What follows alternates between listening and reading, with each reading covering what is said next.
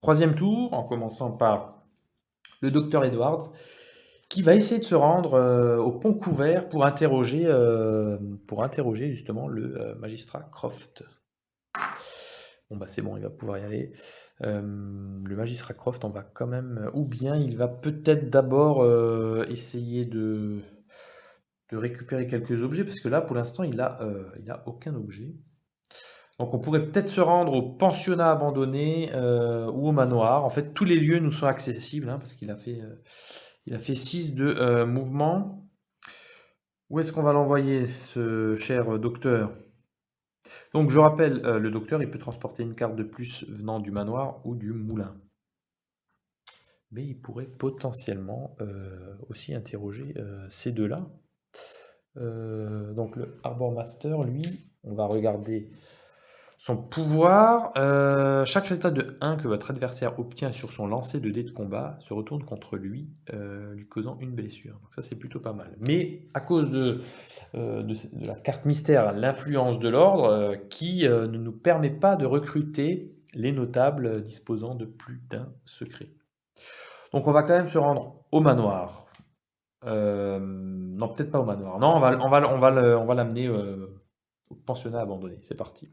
1, 2, 3, 4. Peut-être qu'il trouvera quelque chose d'intéressant là-bas. Donc c'est parti. Ah ben, il ne va que trouver des ruines obscures. Le mal sous ces ruines aspire par-dessus tout à s'échapper de sa sombre prison. Donc on doit faire un test de cunning. Donc lui il est pas mal en cunning. Un test de cunning à 6 plus quand même, hein. Ah, alors, je n'avais pas une carte, non. Je n'avais pas de carte qui me permettait. Donc 6 plus, et ben c'est pas bon. C'est pas bon. Ah, merde. Donc si échec, on avance le marqueur de 2 cases. Et chaque héros doit immédiatement piocher une carte mystère. Alors ça, c'est vraiment pas cool. Alors ça, c'est vraiment pas cool. Est-ce que j'aurais une carte qui me permettrait d'annuler ça? Non, je dis rien. Bon. Donc déjà, on va déplacer le marqueur de la Shadow Track de 2 cases. Donc ça va, donc 1 et 2. Donc là, on voit que le marqueur a atteint un nouveau palier. Dans ce cas-là, l'épouvantail devrait gagner 2 points de vie supplémentaires. Mais lui, c'est différent. On voit qu'au palier numéro 2, il gagne plus un combat et plus un en santé. Donc je vais tout de suite lui modifier ses caractéristiques. Donc maintenant, il a 6 de combat et 16 points de vie, mine de rien. Dans la variante que j'utilise concernant les notables, à chaque fois que le marqueur de la Shadow Track se déplace dans un nouveau palier, on va les déplacer. Voilà, ils vont chacun changer de lieu. Donc c'est parti. Alors je mélange le paquet tanière. Donc on va commencer par Sophie. Donc Sophie, elle va se rendre dans les docks du sud. Donc cette variante, je l'aime bien parce qu'elle nous permet justement d'interagir avec ces notables d'une façon plus différente. Et en même temps, les notables, ils se retrouvent sur le plateau éparpillés un peu partout et ça nous oblige justement à se rendre sur le plateau en question pour pouvoir les interroger. Chose qu'on ne fait pas avec les mécaniques de base du jeu. Donc là, ça nous incite vraiment à voyager à travers les différents plateaux. Sinon, sinon, sans cette variante, je trouve qu'il n'y a aucun intérêt justement à se rendre sur les autres lieux, sauf si ce n'est pour justement faire des rencontres dans les différents endroits, les nouveaux plateaux. Mais les notables, je trouve qu'avec cette variante-là, ça donne vraiment un vrai plus. Un vrai plus. Donc, le Harbor Master, lui, il va se déplacer justement au bateau. Au bateau. La veuve Jessica se retrouve à l'île oubliée. Le magistrat Croft, eh ben lui, il retourne à son bureau, justement. Voilà, il a quelques quelques travaux à faire. Donc, Dr Manning, on va le déplacer au barracks. Donc, lui, il se met là. Le révérend Harding au moulin. Lord Hanbrook dans les vieux bois. Et Lady Hanbrook à l'auberge. Et pour finir, le maire Carver va se rendre au dock. Donc les docks qui se trouvent sur le plateau d'Echo Lake. Donc voilà, là on a déplacé nos notables. Donc maintenant on va devoir piocher une carte mystère. Alors ça va faire mal je pense pour chacun des investigateurs. Donc je commence par le docteur Edwards justement. Donc le docteur Edwards, délire paranoïaque. Si Lord Hanbrook est encore en vie, chaque héros doit immédiatement faire un test d'honneur à 6+. Si c'est un échec, on reçoit un des 3 blessures. Alors, ouais, ok, bon. Donc là, chaque héros. Hein. Donc bon, bah, c'est parti. Hein. On va commencer donc par Dr Edwards, qui va lancer 5 dés. Et faut qu'il fasse 6+, hein. Sinon c'est pas bon. Donc il prend un des 3 blessures. Donc je vais lancer un dé rouge pour qu'on ne confonde pas. Et ben là il est KO. Voilà, le Dr Edwards, il est KO.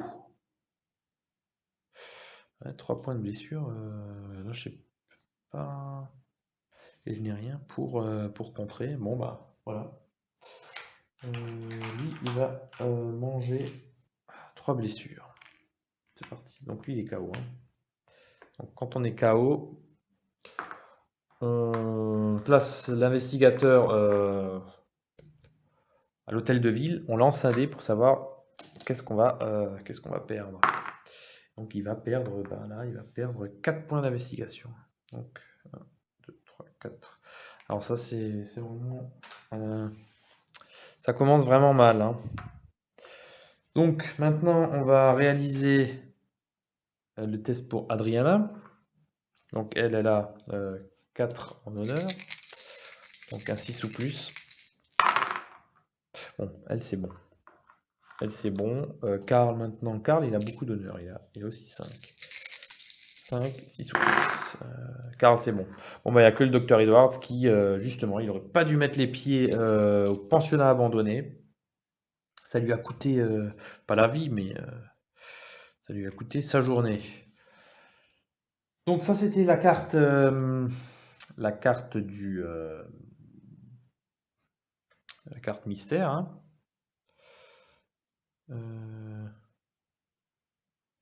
Donc là, je me pose une question. Non, cette carte-là n'est... Non, c'est qu'une seule fois. Ça s'applique qu'une fois. Donc ça, c'est réglé. Maintenant, la deuxième carte, hein, parce qu'on a pioché une carte par investigateur. La marque du démon. Ah, d'accord, sur le héros qui l'a pioché. Donc là, c'est Adriana. Donc Adriana, elle a une carte qui lui inflige moins 1 dé de combat. Donc maintenant, elle se retrouve avec 2 dés de combat. Alors ça, c'est une malédiction hein, qu'elle a reçue. Et la dernière carte, ça sera pour Karl. L'influence de l'ordre. Eh ben, décidément, jouer cette carte sur le docteur Manning. S'il est en vie, donc c'est le cas, chaque héros au Docteur Office, au début de la phase mystère, doit passer un test de Cunning 5+, et prendre un des 6 blessures en cas d'échec. Bon, on va éviter d'aller chez le docteur parce qu'il est devenu un petit peu cinglé hein, au début de la phase mystère. Ok, donc ça, je vais mettre cette carte sur le docteur Manning. Bon, les notables, ils commencent un petit peu à devenir un peu tous fous. Ça doit sûrement être un coup de l'épouvantail. Donc, les 3 cartes mystères ont été tirées. Je vais retourner les notables sur leur nouveau lieu.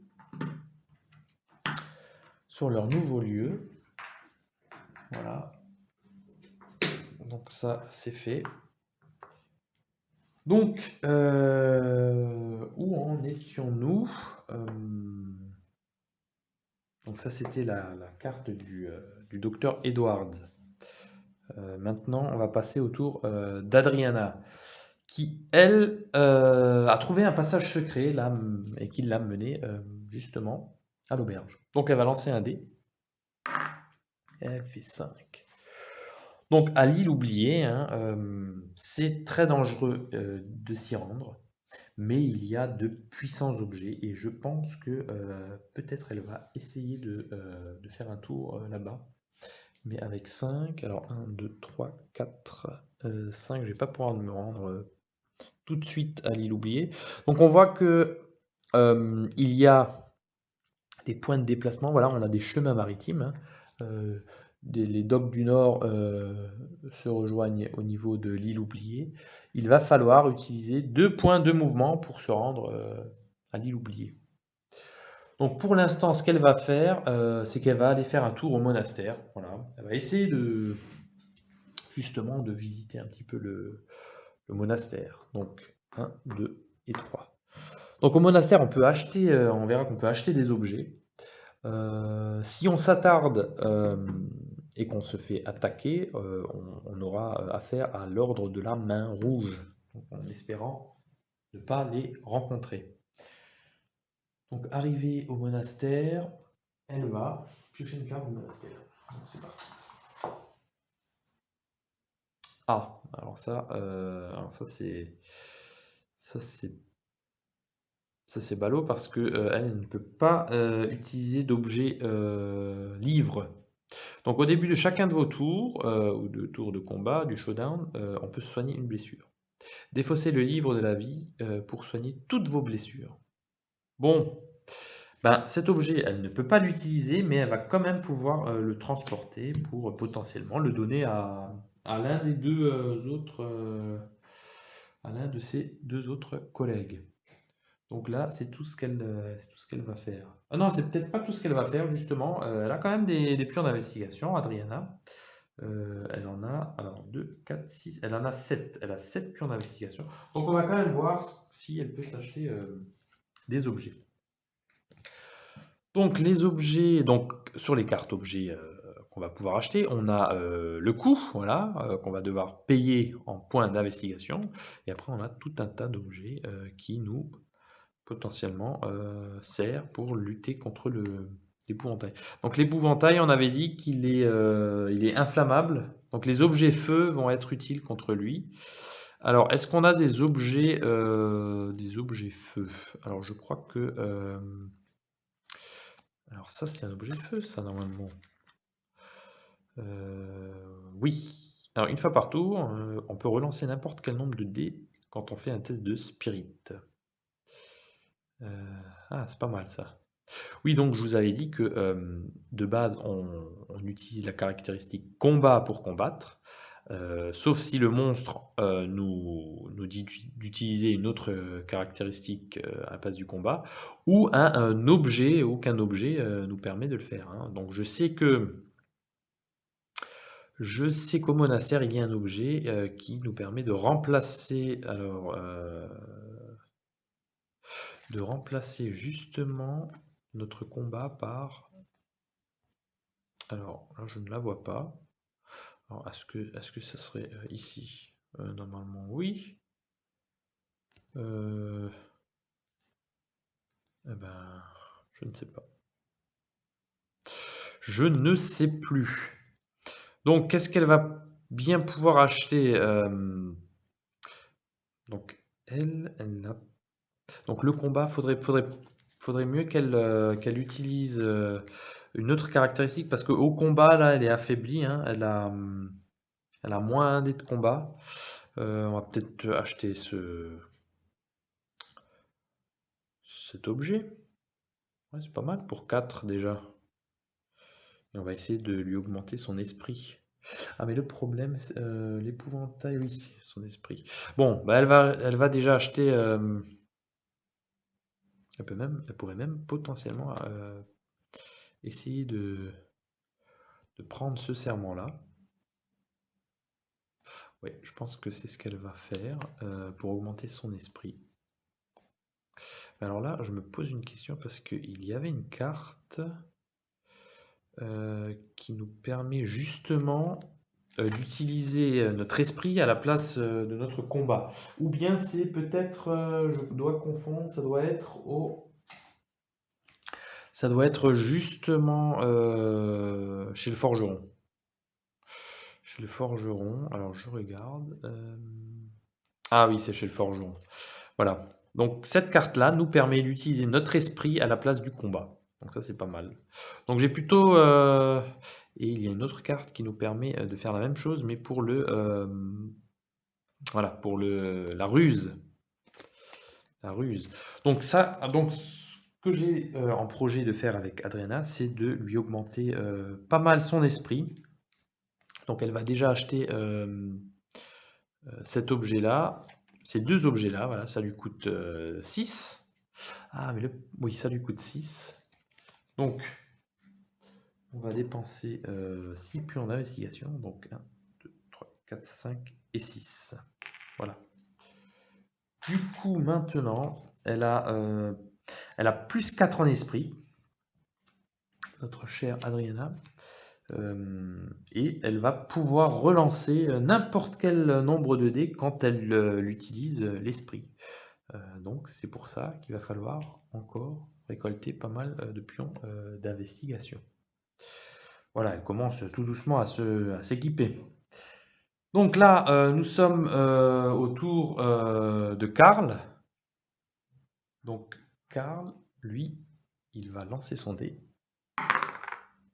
Et il obtient 1. Donc quand on obtient 1, on pioche une carte événement. Combat agressif. À jouer pour procurer plus 2 en combat à n'importe quel héros, serviteur ou vilain durant un tour de combat. Plus 2 dés de combat, bon, c'est toujours bien. Alors là, Karl, pardon, ce qu'il va faire, c'est qu'il va s'attarder. Voilà, il va rester où il est. Hein. Donc quand on s'attarde, on lance un dé et sur un résultat de 1 ou 2, on se fait attaquer. Et donc il se fait attaquer. Donc là, on va jeter un dé sur la table des serviteurs de l'épouvantail pour voir ce qui nous arrive. Et on se fait attaquer. Et ben non, en fait, il y a juste la météo qui change et il y a un froid glacial qui frappe le moulin. Alors, Karl essaye tant bien que mal de se réfugier dans le moulin, mais le froid est omniprésent. Donc, cet effet nous dit de défausser la carte du dessus de chaque pile-lieu. On doit également défausser un objet au hasard provenant de la ville sur un résultat de 4 ou plus. Donc ce que je vais faire, c'est que je vais déjà défausser un objet de chacun des lieux majeurs. Alors ça, c'est... voilà. Je l'ai défaussé et maintenant on va voir si on doit défausser... Non, c'est bon. Au magasin, on ne défausse rien. Donc ça, c'est ce qui se passe. Donc malgré tout, il va quand même piocher une carte du moulin. Ah ben voilà. Ah ben ça c'est là le froid glacial. Hein. Et maintenant le vent qui siffle, vent sifflant du haut du moulin. Ah oui, parce que Karl, lui, alors il y a une froid glacial, une tempête glaciale, et puis lui, qu'est-ce qu'il cherche à faire? Il cherche à aller au sommet du moulin, hein. Normal. Donc du haut du moulin, vous écoutez le vent siffler dans vos oreilles et vous chuchotez des secrets. Et vous chuchotez ses secrets. D'ici, vous avez vue sur la région entière. Ah ben oui, hein, tu m'étonnes. Donc on doit faire un test de cunning à 6+. Donc cunning, lui, il a 3 en cunning. Donc, on va éviter de faire tomber Karl quand même. 6+, c'est pas bon. C'est pas bon. Donc là, si j'avais réussi... Alors la mise au point...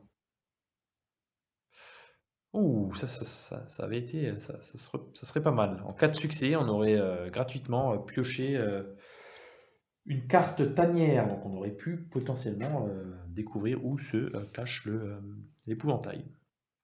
Donc, bon, bah, le tour des investigateurs est terminé. On va passer à la phase mystère en lançant 2 dés, toujours ces fameux 2 dés. 10. Alors 10, on n'a pas eu. Alors, embuscade dans la nuit. Chaque héros lance un D6 et y ajoute son cunning. Celui qui a le plus faible résultat est immédiatement attaqué par un serviteur du vilain. Bon, bah ça c'est moche. Durant le premier tour de combat, le héros ne peut pas utiliser d'objets, d'alliés ou de capacités et le serviteur double le nombre de ses dés de combat. Bon, bah ça c'est pas top. Donc là, ce qui va tout simplement se passer, on va déjà désigner qui est la personne en question. Donc ça va vite être réglé cette histoire, hein, étant donné que le docteur Edwards, lui, il est déjà KO. Hein. Donc ça va juste être entre Karl ou Adriana. Donc c'était un test de cunning. Donc ça, ce sont les dés de... Donc les dés blancs, c'est Adriana, et les dés rouges, c'est Karl. Et donc il faut faire des 6 plus... donc les dés blancs, Adriana. Bon, bah là, c'est à égalité. Donc que se passe-t-il en cas d'égalité? Bon, bah, on doit relancer tout simplement. Voilà, donc on relance les dés. Et donc là, bah là c'est justement... Ah, j'ai oublié d'y ajouter... Non, on lance un D6, alors là j'ai fait n'importe quoi. On lance un D6 et on y ajoute justement la ruse. Donc toujours le dé blanc Adriana, le dé rouge Karl. Donc Adriana, bon bah là ça va vite être réglé, hein, donc justement c'est Karl qui se fait attaquer par une nuée de sauterelles, voilà, qui est arrivée avec le froid glacial. Donc la nuée de sauterelles, on va la placer ici. Donc elle a 2 dés de combat.